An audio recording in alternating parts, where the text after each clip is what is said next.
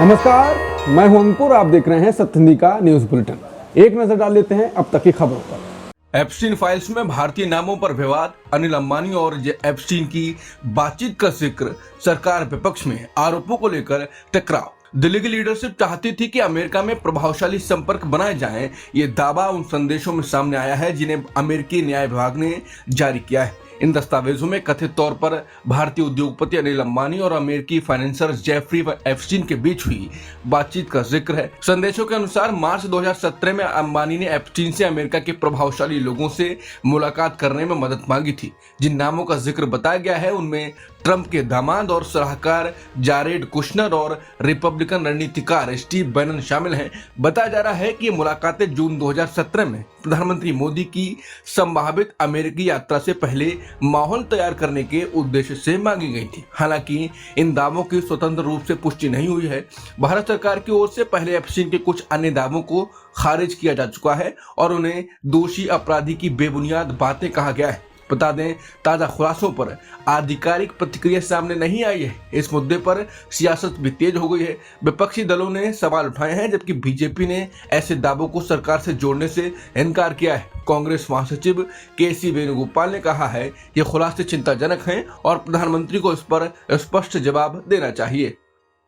Epstein files जारी, Britain के नेता ने दिया इस्तीफा। पीटर मेंडेलसन ने कही लेबर पार्टी को बचाने की बात। यौन अपराधी जेफरी एप्स्टीन से जुड़ी नई फाइलें सामने आने के बाद ब्रिटेन की लेबर पार्टी के नेता पीटर मेंडेलसन ने पार्टी से इस्तीफा दे दिया है। अपने पत्र में उन्होंने कहा कि वो पार्टी की ओर शर्मिंदा नहीं करना चाहते। अमेरिकी न्याय विभाग द्वारा जारी दस्तावेजों में दावा किया गया है कि एप्स्टीन ने साल 2003 और 2004 में मेंडेलसन को 3 किस्तों में $75,000 का भुगतान किया था। मेंडेलसन पहले ही एप्स्टीन से संबंधों के कारण अमेरिका में राजदूत पद से हटाए जा चुके हैं। उन्होंने कहा कि उन्हें आरोपों की जांच करनी होगी और इस दौरान पार्टी को नुकसान नहीं पहुंचाना चाहते हैं। साथ ही उन्होंने पीड़ित महिलाओं और लड़कियों से माफी भी मांगी है। बजट पर विपक्ष का देश भर में तीखा हमला, चिदंबरम बोले सरकार आर्थिक रणनीति में फेल, रोजगार निवेश राज्यों पर बजट में चुप्पी। केंद्रीय बजट 2026-27 को लेकर विपक्ष ने मोदी सरकार पर बड़ा हमला बोला है। विपक्षी नेताओं ने राज्यों की अनदेखी, रोजगार संकट और आर्थिक अस्थिरता को नजरअंदाज करने वाला बताया है। पूर्व वित्त मंत्री और कांग्रेस के वरिष्ठ नेता पी चिदंबरम ने कहा यह बजट आर्थिक रणनीति और दूरदर्शिता की कसौटी पर फेल है। उन्होंने सवाल उठाया कि क्या वित्त मंत्री ने आर्थिक सर्वेक्षण 2025-26 पढ़ा भी था, क्योंकि बजट में उसकी सिफारिशों का असर नहीं दिखता है। उनके मुताबिक सरकार ने ठोस योजनाओं की जगह सिर्फ नए नाम और योजनाओं की भरमार कर दी है। चिदंबरम ने कहा कि बजट में देश के सामने खड़ी बड़ी आर्थिक चुनौतियों पर ध्यान नहीं दिया गया है। इनमें अमेरिका के टैरिफ का असर, चीन के साथ बढ़ता व्यापार घाटा, निजी क्षेत्र का निवेश नहीं करना, कम पूंजी निवेश और एमएसएमई सेक्टर की परेशानियां शामिल हैं। उन्होंने कहा कि रोजगार की स्थिति भी चिंताजनक है, लेकिन बजट में इसका कोई स्पष्ट रोड मैप नहीं दिखा। उन्होंने वित्तीय प्रबंधन पर भी सवाल उठाए। उनके अनुसार 2025-26 में सरकार की आय 78,086 करोड़ कम रही, जबकि कुल खर्च भी 1,05,03 करोड़ कम किया गया। उन्होंने कहा कि पूंजीगत खर्च और योजनाओं में कटौती की गई है। उदाहरण देते हुए उन्होंने बताया कि जल जीवन मिशन का बजट 67,000 करोड़ रुपए से घटाकर 17,000 करोड़ कर दिया गया है। चिदंबरम ने कहा कि सरकार बहुत सारी योजनाएं और फंड घोषित करती है, लेकिन उनमें से कई साल भर में भुला दिए जाते हैं। उन्होंने पूछा कि मनरेगा की जगह लाई जा रही वीबीजी रामजी योजना के जरिए सरकार रोजगार कैसे देगी। इसका कोई स्पष्ट जवाब नहीं है। विपक्षी नेताओं का कहना है कि यह बजट आम लोगों, राज्यों और रोजगार की जरूरतों को पूरा करने में नाकाम रहा है। बाजार में गिरावट पर पीएम के आर्थिक सलाहकार का जवाब, बोले शेयर बाजार की चाल से बजट का असर तय नहीं होता। सरकार का दावा, कर्ज और घाटा दोनों काबू में। प्रधानमंत्री मोदी के आर्थिक सलाहकार संजीव सान्याल ने बजट के बाद शेयर बाजार में आई गिरावट को लेकर बड़ा बयान दिया। एनडीटीवी को दिए इंटरव्यू में उन्होंने कहा कि बाजार की एक दिन की प्रतिक्रिया से बजट का नतीजा नहीं आंका जा सकता। बजट पेश होने के बाद बाजार करीब 2% गिरा था, जिससे निवेशकों को लगभग 10 लाख करोड़ रुपए का नुकसान हुआ। इसे विपक्ष ने बजट की नाकामी बताया था। सान्याल ने कहा कि बाजार रोज ऊपर नीचे होता है और इससे नीति की सफलता तय नहीं होती। उन्होंने कहा कि सरकार ने राजकोषीय घाटा और कर्ज को काबू में लाने की दिशा में काम किया है। अगले साल घाटा 4.3% तक लाने का लक्ष्य है। उन्होंने बजट को वर्कमैन लाइक यानी व्यावहारिक बताया, जिसमें प्रक्रिया सुधार पर जोर दिया गया है। उत्तराखंड में बजरंग दल के प्रदर्शन पर एफआईआर, मुस्लिम दुकानदार के समर्थन पर जिम मालिक बना निशाना, हाईवे जाम, सांप्रदायिक तनाव की कोशिश। उत्तराखंड के कोटद्वार में पुलिस ने अज्ञात लोगों के खिलाफ एफआईआर दर्ज की है। मामला जिम मालिक दीपक कुमार से जुड़ा है, जिन्होंने एक बुजुर्ग मुस्लिम दुकानदार वकील अहमद के समर्थन में आवाज उठाई थी। आरोप है कि कुछ लोगों ने दुकान के नाम में बाबा शब्द इस्तेमाल करने पर दुकानदार को धमकाया। इसका विरोध करने पर दीपक कुमार को निशाना बनाया गया। बाद में करीब 40 लोग उनके जिम के पास जमा हुए, नारेबाजी की और राष्ट्रीय राजमार्ग जाम कर दिया। पुलिस के अनुसार प्रदर्शनकारियों ने धार्मिक भावनाएं भड़काने की कोशिश की और ट्रैफिक रोक दिया। पुलिस ने मामले की जांच शुरू कर दी है और वीडियो फुटेज के आधार पर आरोपियों की पहचान की जा रही है। इलाके में अतिरिक्त पुलिस बल तैनात किया गया है।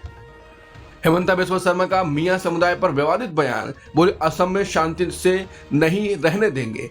AIMPLB ने बयान को बताया मुस्लिम विरोधी। असम के मुख्यमंत्री हेमंता बिस्वा शर्मा ने रविवार को मियां समुदाय को लेकर फिर विवादित बयान दिया। उन्होंने कहा कि जब तक वो सत्ता में है तब तक मियां लोगों को परेशानी का सामना करना पड़ेगा। शर्मा का कहना है ये लोग अवैध बांग्लादेशी हैं और इन्हें असम में काम करने की अनुमति नहीं दी जानी चाहिए। उन्होंने कहा कि अगर इनके लिए मुश्किलें पैदा होंगी तभी ये राज्य छोड़ेंगे। मुख्यमंत्री ने यह भी आरोप लगाया कि ये लोग शत्रुओं की जमीन पर कब्जा कर रहे हैं और लव जिहाद जैसी गतिविधियों में शामिल हैं। इस बयान पर all India Muslim personal law board ने कड़ी आपत्ति जताई और इसे मुस्लिम विरोधी और समाज को बांटने वाला बताया। T20 वर्ल्ड कप में भारत पाक मैच पर रोक, सलमान आगा बोले फैसला खिलाड़ियों का नहीं, सरकार के आदेश पर नहीं खेलेगा पाकिस्तान। पाकिस्तानी क्रिकेट टीम के कप्तान सलमान आगा ने साफ किया है कि T20 वर्ल्ड कप में भारत के खिलाफ मैच नहीं खेलने का फैसला खिलाड़ियों का नहीं है। पाकिस्तान क्रिकेट बोर्ड ने घोषणा की है कि उसकी टीम 15 फरवरी को भारत के खिलाफ होने वाला मैच नहीं खेलेगी। भारत और श्रीलंका में 7 फरवरी से ICC T20 वर्ल्ड कप शुरू हो रहा है। पाकिस्तान सरकार ने सोशल मीडिया प्लेटफॉर्म X पर कहा कि टीम को टूर्नामेंट में खेलने की मंजूरी दी गई है, लेकिन भारत के खिलाफ मैच में वो मैदान में नहीं उतरेगी। लाहौर में प्रेस कॉन्फ्रेंस के दौरान सलमान आगा ने कहा कि उन्हें सरकार और बोर्ड के निर्देश मान्य होंगे और वही फैसला लागू होगा।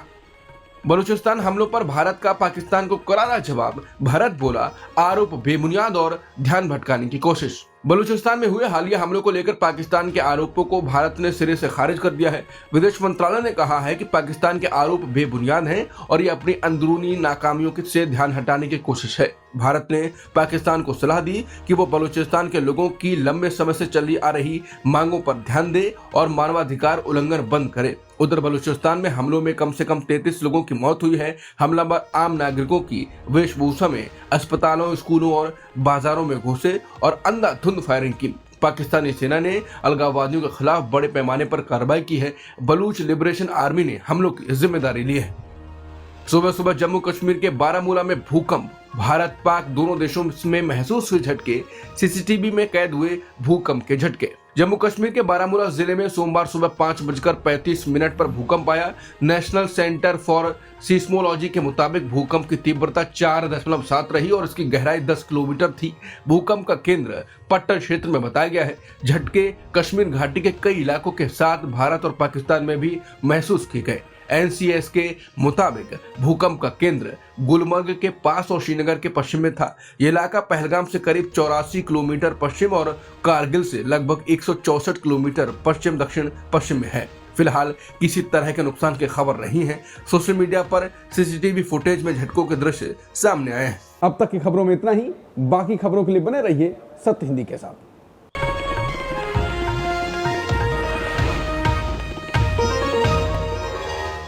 Copyright disclaimer under Section 107 of the Copyright Act 1976. Allowance is made for fair use for purposes such as criticism, comment, news reporting, scholarship, and research. Fair use is a use permitted by copyright statute that might otherwise be infringing.